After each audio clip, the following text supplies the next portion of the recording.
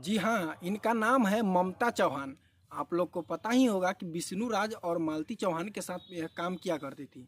लेकिन दोस्तों बता देता हूँ कि इनका मौत कैसे हुआ। दोस्तों ये भी बहुत ज़्यादा ट्रेंडिंग में चल रही है, क्योंकि आपको बता देता हूँ कि इनका जो मौत हुआ जिस वक्त, उस वक्त किसी ने इनका पोस्टमार्टम नहीं कराया, सीधे जाकर सबको जला दिया। दोस्तों फिलहाल हम आपको बताने जा रहा हूँ ममता चौहान के बारे में कि ममता चौहान के कुछ ऐसे करीबी है जो बता रहे हैं कि इनके साथ में गलत हुआ था और फांसी लगाया गया था।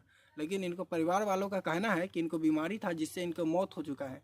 दोस्तों आपको लोग को क्या कहना है आप लोग कमेंट बॉक्स में बताइएगा, और ममता चौहान का वीडियो देखने के लिए चैनल को सब्सक्राइब कर लीजिए, क्योंकि लगातार इसी प्रकार का खबरें हम आपको दिखाता रहता हूं।